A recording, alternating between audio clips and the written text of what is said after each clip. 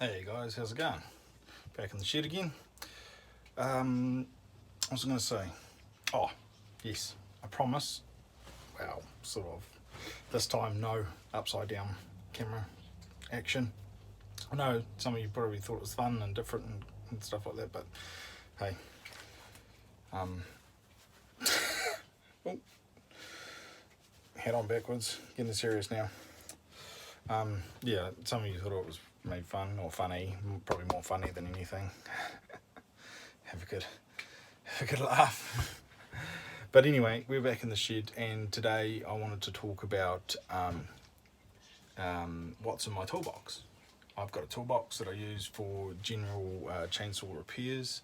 Of course, my tools expand further past this toolbox, but this is my go-to toolbox. Like, this is my, if a mate rang me up, for instance, and said, hey, I need a quick fix on a saw, or I've bought this, or I've done that, and can you come out? I could pick this toolbox up, literally pick it up and go there and fix a saw without too much other gear or hassle.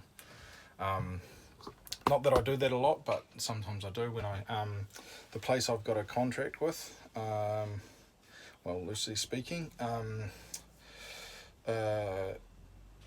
when I go there sometimes I don't always bring their saws to my shed. I go there and I do work on their saws with this toolbox. And apart from that, I'll take my rattle gun and I'll take my impact driver set,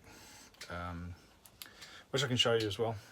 I mean, it's all gear you've seen me using on the videos, but I just thought, hey, let's do a what's in my toolbox special. So without further ado, we'll tuck into it. Now, there's a couple of things about this toolbox. I've just got a name covered up there because I don't want you to see the full name, but it's got Paul written on there. You've probably seen this guy commenting from time to time on my videos. Yeah, he used to feature a lot on live streams as well when I could do them. So you notice this toolbox is pretty old, and Paul and my dad and my father, and this is his toolbox when he's an apprentice mechanic. So that's why it's pretty special to me. I like having this toolbox. I like working out of it because of the sentimental ties to it, I guess. But anyway, I'll crack her open and we can see what's in the top. Right, here we go. Trust you can all sort of see that. In here, first of all, I've got something shiny I keep in here. I find this very useful for cutting different things. It's got the Stihl there, and it's a really sharp knife, blade. Like that. That's really nice. I discovered I had this up in the cupboard inside a little while ago. It must have been something my dad gave me, and I didn't even know I had it for a while. I must have stashed it away and thought, oh, that'll be cool, you know. But anyway, so I use that out here now. It's even got something that can go on your belt if you want to do that. I've never done that. Right, apart from that, piston stops. Piston stop. It's my tool. There's a video on this. This is the flywheel remover. It's got the big end and the little end. All right, and then this that goes in and out. You can see the point that goes into the middle of the crankshaft there. So that's in there. Always keep a tuning screwdriver in the top. It's a Stihl one, just so I can grab it, flip the top, grab it. What else have I got in here? Oh, this little thing. I got given this at Stihl when I went up to Auckland and Stihl. It's a genuine Stihl tool. It's got a part number on it. It's got those two little nodules there, and they're for testing the depths on rim sprockets, which I've got an 8 tooth here, and they go in there. And if it touches right down to the metal, I don't know if you can see that. If it touches right down to this part of it, past those nodules, then it's time to replace your rim sprocket. And that's an 8 tooth sprocket there. That's an aftermarket one. I don't even think it's an Oregon. Oh yes, this is I use this for testing compression, oh not compression, leak testing, and I put this in decomps. Take the decomp out, put that in, and use that to test for so the decomps don't leak out. Got a couple of clutch springs, various fittings, like that's a what was that?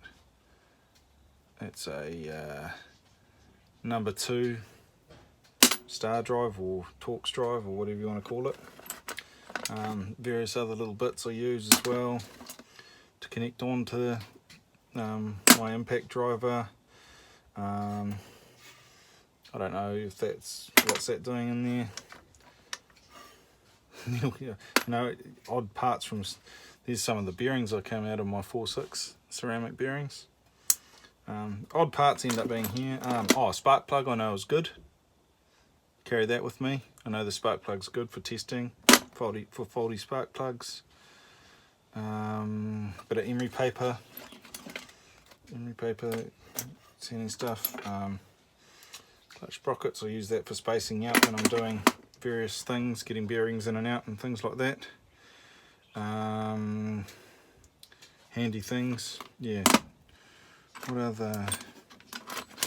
Oh, tungsten blade, I use that for scraping all sorts of things. Get them clean. This is a broken clutch sprocket, so that's a left-hand thread, and I use that for spacing out as well. Can be quite handy. This is, yeah, I've got this little attachment goes on there for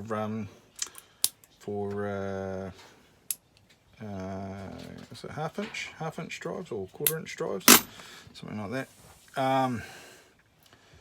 Yeah, spanner, also rope, I use that for piston stops as well. It's pretty good. That's about it all that's in the top box. So we'll just I'll put those things back on here and we'll go through some of the stuff in the bottom. And all of this stuff, you know, some of it's not the flashiest gear, some of it's good, some of it's not. You don't have to have the flashiest gear out to do saws. Always keep a pair of safety glasses in here when the need arises. Big screwdriver. I actually like putting on the 026 air filters with this, and yeah, I use this also on chain brake springs to get them off. Stab it in there and pull them off. So yeah, use that. Oh, this is an interchangeable bits driver, so that's got a really tiny Allen key for the Husqvarna. I was using it on the Husqvarna, the 3XP3120 I was doing. So that just changes. A little grease gun, got that from my father too. This is pretty cool. Picks are always handy. It's got a few different ends on that one. Pliers are a must-have. These are my older ones, so they're slightly, I don't know, I got a longer pair. I wanted a longer pair. These are good though, still. These black ones. These red ones I bought more recently, so yeah, good though.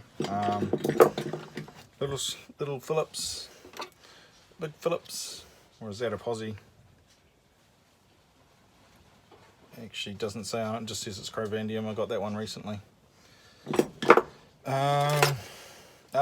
Torx driver, Stihl Torx driver. This is a really new one. About $10 New Zealand. Get one of these if you're working on saws. This is the hex driver. They're good as well. Taking off those muffler nuts sometimes can be there, or the air filter nuts can be there. Hex nuts. You'll find an 8mm hex nuts if it's on Stihl. Both of those were given to me by my father. Long Torx drivers that I can put into my battery operated rattle gun. Use that to get cylinders off and stuff like that, so that they come off without flipping breaking screws and stuff. Scrunch, standard scrunch. Circlip pliers for 4.6s. 4.6's got a stir clip I need on that. Husky clutch getter offer. Certain models of Huskies. Here's another blade. Actually probably don't need this in here anymore, so I'll put that up there. a business card. Keep a business card in for spacing out ignition modules from flywheels, so that's the spacing business card. Tacky for tuning, keep that in there. More rope, another pick, a couple of little other flat screwdrivers. Actually really like this screwdriver, it's a crescent one. I used to use that predominantly for tuning. I prefer this on some model Stihls that are easier to get in. It's a bit slimmer than the Stihl one they provide with their saws. Solder, I keep solder in there. I probably don't need to keep this in here, but I do anyway. I use that to test the squish on saws. The squish band, I do that with a set of veneers. Larger flat blade. That's really handy for taking off the screw for the keeper plate for your chain tensioners, usually a slotted one for that. Later models are a T27 Torx. What else we got? Oh, another piston stop. This is a genuine Stihl one.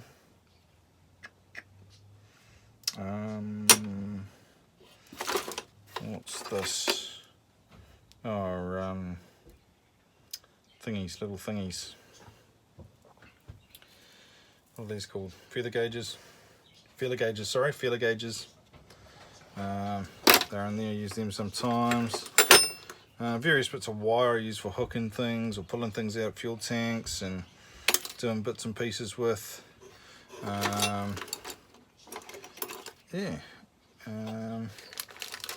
Tensioner parts.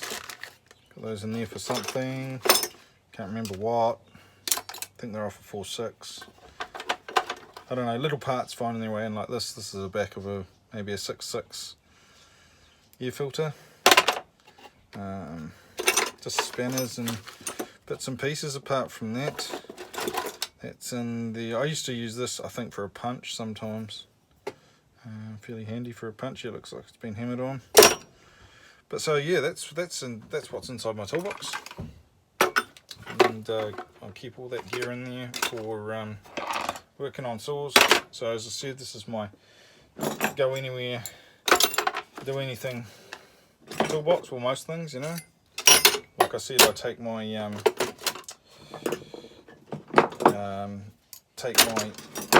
rattle gun with me. These are really handy. These are really handy. It's so handy. Get yourself one of these. I love these for sprockets and new case bearings and lubing up bearings and pistons and stuff like that before with grease before startup and things like that, to make sure everything's not running dry. It's got a lithium grease in it, so it just melts away. But yeah, really love that. Thanks, Dad, for that. Dad gave me a lot of tools, which I'm very happy about. I'll show you a couple more things, just so you can see. Oh, there's a screwdriver down there. Let's see.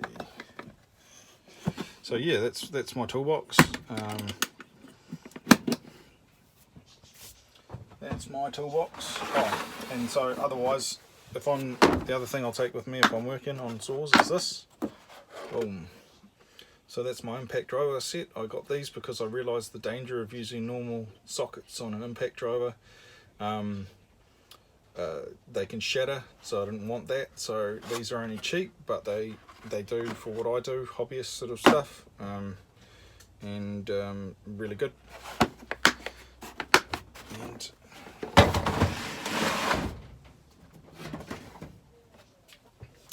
And then that goes on my Ryobi air-powered rattle gun, and that's got 3 settings to the right and 1 setting to the left. So yeah, you can use that. Some people don't agree with using those on saws, but I've found it just about the only way to get some clutches off saws without flipping, breaking and damaging a lot of other stuff. So if you've got a better way, please tell me. I'm all for learning. Now there's a couple of other things I want to show you, a couple of other things that I got off my dad. just move this aside because I've got some other tools here apart from my toolbox that's really cool and good to have. Now I've used this and checked that it's good, and this is a compression tester. It's a workmate one. This is really old. Doesn't say where it's made even. Manufactured maybe? Manufactured by GV Wickens Limited in Auckland, New Zealand, so it's a New Zealand tool. So this would have been back in the days when New Zealand used to make most of its stuff. You know, this is really old, works really well too. It's got a little valve end you can press in there. Get this off. Yeah, the little valve end, you can see valve stem, and that's how you release the pressure from it. And it's got a couple of different rubber fittings to go on it. So Dad just gave me this recently around Christmas time. There's another little piece of kit that he doesn't use anymore, but yeah, I'd get a lot of value out of it, and I have already testing compression on saws, which is cool. And then there is one more thing. I should have got it out earlier because I don't know where it's gone now. No,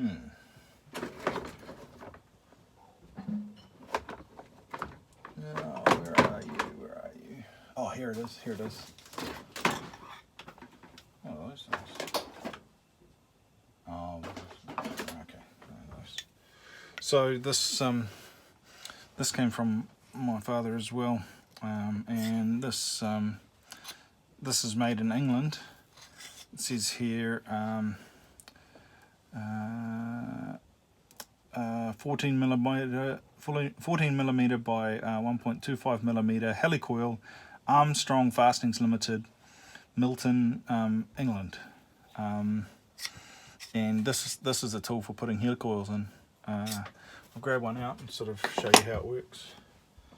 I've used this tool once since I've had it, and it is just flippin' fantastic compared to the way I was doing things. If I can find a helicoil somewhere. I had a whole bunch of them. Oh yeah, they're at the back there. So, get your helicoils out. So this is a helicoil for putting in spark plugs, alright, because this ones and Stihls sometimes break. So you can put them back in there with a bit of Loctite. You've seen that on some of my videos, one of my videos somewhere. This gets loaded in there like that. That's alright. So the helicoil gets loaded in there. It's got a little gap that sits in there. The helicoil is, and then from there you can slide it on down, and it winds in into your into here. It's got a thread inside this bit. Really old tool. Dad says he got it in his mechanics apprenticeship. I think that's the story. And that slowly winds the helicoil out. You see, you hold this end onto the cylinder, down onto the cylinder top. Of course. So there's the spark plug hole in the cylinder. You hold this down in there, and that will thread its way into the. You've got to cut the hole, of course. You've got to have a tap to cut that hole in here if it's broken, and you wind that in there and with Loctite, and there. Then you've got a helicoil in there, and that'll just keep on winding its way out. Alright, so that's, and then you can break that off. You can break that stem off later when you put the helicoil in. So yeah, really stoked that my dad gave me that. That's these are the kind of things that I really treasure getting, like that. My dad's toolbox, this helicoil thing, his pressure tester and a few other little tools he's given me to help me on my way with mechanical repairs to saws. So yeah, really appreciate those things from you, Dad. Really cool to have those, keep those in the family, and I'll always, you know, forever have these tools with me to use and to remind me of you always, which is cool. They still remind me of you. I mean, my dad's still well alive and kicking, really is. So it's nice to remember him now when I use these as well. Yeah. So that's the other thing. That's the other things I've got from Dad, and tools that I use. Not all on a regular basis, but on you know, every now and then tools. All of those tools get used every now and then. Some more than others. Some are essential for taking down saws, repairs and general maintenance and things like that. You just can't get away from some of those tools for repairs. Yeah, and you can build, if you want to get into this hobby, and I suggest you do because it's such an awesome hobby, building saws. Let's just start off slow. Get yourself. I mean, I started off with just a few things, just very few things. I mean, the basics. I had the basics, you know, like.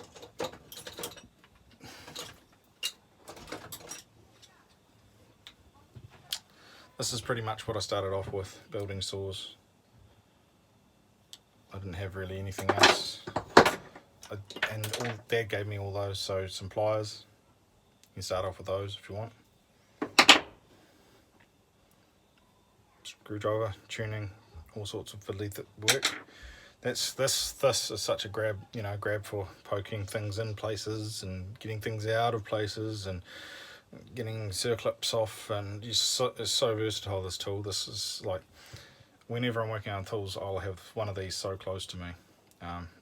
If I'm out and about, it'll be in my back pocket if I'm tuning saws or whatever. Always one of these on me. Little screwdrivers. Dad gave me that. I started off with that.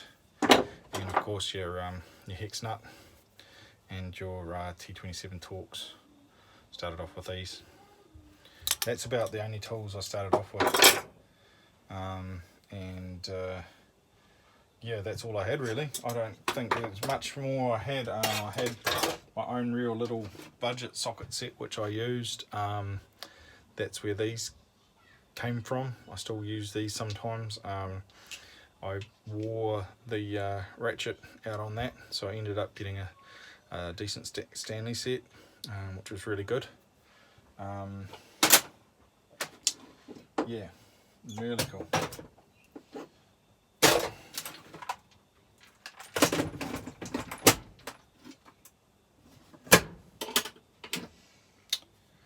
So yeah, and as I've started building more saws, I've got into more things that I can use. You know, like now I have things like this. I love that. Heating things up, and you know, cleaning spark arresters is actually what I use this for the most. Just burning the carbon out of spark arresters. That's a fun tool. And you sort of start collecting a few more things, like even what the camera's sitting on now. My vise, so you're sitting on the vise. My chainsaw building vise that I had custom made. That was really cool. And you start building those extra things, and things get nicer. I recommend that if you start off, you at least have a vise as well. That'll be really important to just see you through things. There's still tools I want to get, like I want to get a brass hammer or a brass drift or punch, one of those sort of things. Yeah, little bits and pieces that I want to get and refine, and I'll keep on adding to my tools as I go along. Just really cool. Yeah, but that's about it for me for this what's in my toolbox session, and hopefully we'll catch you on the next one. I've still got to clean up all the parts for the Husqvarna and we'll get that coming out shortly. Hopefully start rebuilding that Husqvarna, that 3120 XP, the big boy husky. There's other things as well in the pipeline that I'm thinking of doing.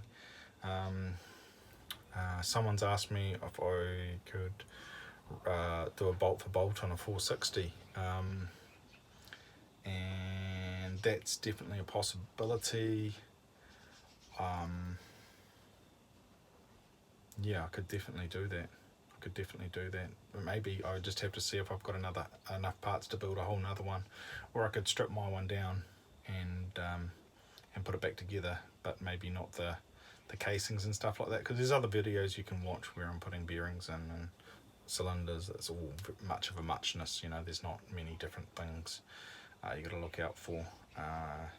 But like all Stihl saws, you've got variables on those saws. There's things that might be on a 660 that are not on a 460. So even though they're Stihl and they're all much for muchness, they've got slight variances just because of sizes and the way things fit and work together in those size saws. Yeah. So really awesome to have you guys along on this What's in My Toolbox session, and we will see you next time. Hopefully it will be for the husky build, and yeah, Stihl for life, and we'll catch you later. See you, bye.